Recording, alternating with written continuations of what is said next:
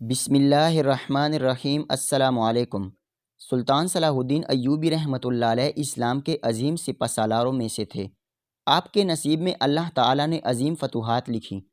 سلطان صلاح الدین ایوبی پر اللہ تعالیٰ کا خاص کرم تھا اور اللہ تعالیٰ کی ذات میں سلطان صلاح الدین ایوبی رحمۃ اللہ علیہ سے بڑے بڑے کام لیے۔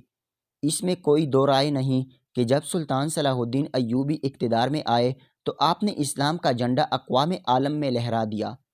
آپ اپنی بہادری، عدل و انصاف کی وجہ سے نہ صرف مسلمانوں بلکہ یہودیوں اور کافروں کی بھی پسندیدہ لیڈر تھے۔ ہر دور کی طرح اس دور میں بھی کچھ لوگ ایسے تھے جن کو اسلام سے بے پناہ نفرت تھی اور وہ چاہتے تھے کہ کسی طرح اسلام اور مسلمانوں کا صفحہ ہستی سے نشان تک مٹا دیا جائے۔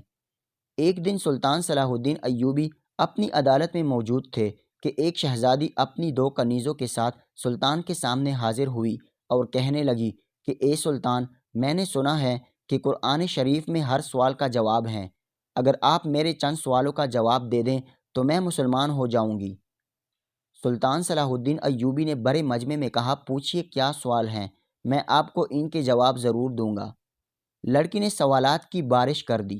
نمبر 1، وہ ویسی کون سی چیز ہے جس کو خدا نے تخلیق نہیں کیا؟ نمبر 2، وہ کون سی چیز ہے جو خدا کے علم میں نہیں ہے؟ نمبر 3، وہ کون سی چیز ہے جو اللہ تعالیٰ کے پاس نہیں ہے؟ نمبر 4، وہ کون سی چیز ہے جس کے سب بال ہی بال ہیں؟ نمبر 5، وہ کون سی چیز ہے جس کا صرف منہ ہی منہ ہے؟ نمبر 6، وہ کون سی چیز ہے جس کے صرف پاؤں ہی پاؤں ہیں؟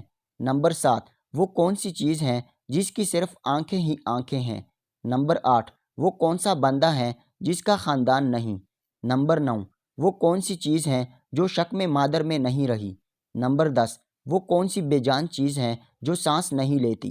نمبر 11، ناقوس کی آواز کا معنی کیا ہے؟ نمبر 12، وہ کون سی چیز ہے جس نے ایک مرتبہ پرواز کیا؟ نمبر 13، وہ کون سی چیز ہے جس پر صرف ایک بار سورج چمکا؟ نمبر 14، وہ کون سا درخت ہے جس کے سائے کو تیز رفتار سوار 100 سال دوڑ کر بھی عبور نہیں کر سکتا؟ نمبر 15، وہ کون سا درخت ہے جو دھوپ اور پانی کا محتاج نہیں؟ دنیا میں اس کی مثال کیا ہے؟ نمبر 16، جنت کے برتن جن میں مختلف قسم کے کھانے ہوتے ہیں، جنتی لوگ ایک دوسرے سے ملتے ہیں، دنیا میں اس کی مثال کس طرح کی ہے؟ نمبر 17، جنت کے سیب سے حوران برآمد ہوں گی لیکن اس میں ذرا برابر کمی بھی نہیں واقع ہوتی، دنیا میں اس کی مثال کیا ہے؟ نمبر 18، دنیا میں موجود شے کون سی ہیں کہ دنیا میں لوگوں کے لیے آخرت کے لیے ایک شخص کے لیے ہوگی؟ نمبر 19، جنت کی چابیاں کیا ہیں؟ سلطان صلاح الدین ایوبی رحمۃ اللہ علیہ نے فرمایا کہ میں اپنے رب اور اپنے پیغمبر حضرت محمد صلی اللہ علیہ وسلم کی برکت سے آپ کو ان سوالات کے جواب دے رہا ہوں۔ وہ چیز جو مخلوق نہیں وہ خود خدا ہے کہ جس کو اللہ تعالیٰ نے پیدا نہیں کیا، وہ چیز جس کا اللہ تعالیٰ سے کوئی تعلق نہیں، وہ یہ بات ہے کہ اللہ تعالیٰ کا فلاں بیٹا ہے، حالانکہ خدا واحد ہے، اس کی نہ تو کوئی اولاد ہے اور نہ ہی اس کے ساتھ کسی کو معبود خدا، نہ کسی کی اولاد ہے اور نہ خدا کی کوئی اولاد ہے۔ وہ چیز جو اللہ تعالیٰ کے پاس نہیں ہے وہ ظلم ہے۔ اللہ تعالیٰ کا فرمان ہے کہ خدا اپنے بندوں پر کبھی ظلم نہیں کرتا۔ وہ چیز جو صرف بال ہی بال رکھتی ہے وہ ہوا ہے۔ وہ چیز جس کا منہ ہی منہ ہے وہ آگ ہے۔ وہ چیز جس کے صرف پاؤں ہی پاؤں ہیں وہ پانی ہے۔ وہ چیز جس کی صرف آنکھیں ہی آنکھیں ہیں وہ سورج ہیں۔ وہ شخص جس کا کوئی خاندان نہیں وہ حضرت آدم علیہ السلام ہے۔ وہ چیز جو شک میں مادر میں نہیں رہی، یہ 5 چیزیں ہیں۔ نمبر 1، حضرت آدم علیہ السلام۔ نمبر 2، حضرت حوا۔ نمبر 3، حضرت اسماعیل علیہ السلام کا قربانی کا دمبا۔ نمبر 4، حضرت موسیٰ علیہ السلام کا عصا۔ نمبر 5، حضرت صالح کی اونٹنی۔ وہ بے جان چیز جو سانس لیتی ہے وہ صبح ہے۔ ناقوس کی آواز کے معنی یہ ہیں، حق ہے، حق ہے، ٹھہرو، ٹھہرو، خدا عادل ہے اور وہ سچا ہے۔ کوہ طور پر وہ پرندہ جس نے ایک مرتبہ پرواز کیا ہے۔ دریائے نیل کی سرزمین پر سورج ایک بار چمکا ہے۔ جس جگہ پر حضرت موسیٰ علیہ السلام نے اپنا عصا مبارک مار کر راستہ بنایا تھا، وہ درخت جس کو میں اگر تیز رفتاری کے ساتھ بھی چلوں تو 100 سال تک بھی پار نہیں کر سکتا، وہ شجر طوبہ کا درخت ہے جس کی شاخ جنت کے ہر محل میں جاتی ہے۔ دنیا میں اس کی مثال سورج ہے کہ جس کی کرن ہر گھر میں پہنچتی ہیں اور تمام زمین اس کی روشنی سے روشن ہو جاتی ہیں۔ وہ درخت جو پانی کے بغیر اگایا جاتا ہے وہ درخت ہیں جو حضرت یونس کے لیے اگایا گیا تھا۔ اللہ تعالیٰ نے ارشاد فرمایا، ہم نے اپنے پیارے حبیب مصطفیٰ صلی اللہ علیہ وسلم کے لیے کدو کی بیل اگائی۔ جنت کے برتن میں بے شمار قسم کے انعامات ہوں گے، وہ ایک دوسرے سے الگ الگ ہوں گے۔ اس کی مثال ہم دنیا میں مرغی کے انڈے کی لے سکتے ہیں کہ جس میں سفید اور زرد دونوں پانی شامل ہوتے ہیں لیکن ایک دوسرے سے ملتے نہیں۔ جنت میں جو سیب عطا کیا جائے گا ان سے حور برآمد ہوگی۔ اس کی مثال ایسے ہیں جیسا کہ سیب سے کیڑا باہر نکلتا ہے لیکن اس میں کمی واقع نہیں ہوتی۔ وہ چیز جو دنیا میں سب کے لیے برابر ہیں، چاہے وہ مومن ہو یا کافر ہو، لیکن آخرت میں وہ صرف اور صرف مومن کو عطا کی جائے گی۔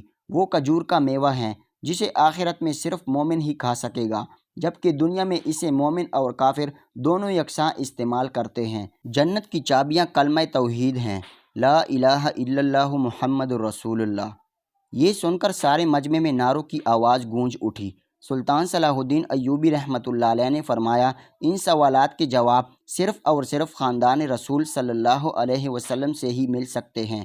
پھر دریافت کیا کہ یہ جواب کس اعلیٰ ہستی نے دیے ہیں، اور فرمایا وہ اعلیٰ ہستی حضرت علی ابن ابی طالب، جس کو حضرت محمد صلی اللہ علیہ وسلم نے علم کا دروازہ کہا ہے۔ وہ لڑکی کہنے لگی، ان تمام سوالات کے جواب سن کر مجھے یقین ہو گیا ہے اس کائنات میں صرف اسلام ہی واحد دین ہے جو ہر لحاظ سے مشعل راہ ہے اور مکمل ضابطۂ حیات ہے۔ پھر سلطان صلاح الدین ایوبی رحمۃ اللہ علیہ نے فرمایا کہ اب اہل بیت نبوت ہیں اور رسالت کا قیمتی خزانہ ہیں۔ آپ رضی اللہ عنہ حقیقی شجاعت اور علم کے وارث ہیں۔ یہ سارا منظر دیکھ کر وہ لڑکی بے ساختہ کہنے لگی کہ میری یہ خواہش ہے کہ آپ مجھے مذہب اور دین کی مزید معلومات بھیجیں۔ میں خاص طور پر روح کی وضاحت چاہتی ہوں جس کا ذکر خدا تعالیٰ نے اپنی کتاب قرآن مجید میں کیا ہے۔ اے نبی، لوگ روح کے بارے میں تجھ سے پوچھتے ہیں تو انہیں بتا دو کہ روح میرے پروردگار کا امر ہے۔ یہ روح کیا چیز ہے؟ تو سلطان صلاح الدین ایوبی نے فرمایا کہ حضرت علی شیر خدا رضی اللہ تعالی عنہ نے فرمایا ہے کہ اما بعد، روح ایک نورانی نقطہ ہے اور ایک غیر مرئی مخلوق ہے جس کو اللہ تعالیٰ نے اپنے قدرت کاملہ سے پیدا فرمایا ہے اور اپنے خاص خزانے سے نکال کر اپنی ملکیت میں رکھا ہوا ہے، اور یہی روح ہی اصل میں ہر چیز کا سبب زندگی ہے، اور ہر ذی روح جاندار کے پاس ایک وقت مقررہ تک امانت ہے۔ جب تک اس کی مدت مکمل ہوتی ہے تو خدا اسے واپس اپنے پاس بلا لیتا ہے۔ سلطان صلاح الدین ایوبی کی یہ الفاظ سن کر وہ لڑکی اور اس کی دونوں کنیزیں رونا شروع ہو گئیں اور سلطان سے کہنے لگی کہ ہماری اللہ سے سفارش کیجیے، ہم نے اپنی جتنی زندگی گزاری ہیں وہ کفر میں گزاری ہیں، بدکاری کرنے میں، شراب میں، ناچ گانے میں۔ آپ اللہ سے دعا کیجیے کہ وہ ہمیں راہ ہدایت پر چلائے، اور آپ اپنی زبان سے ہمیں کلمہ پڑھائیے، ہم سچے مسلمان بننا چاہتی ہیں۔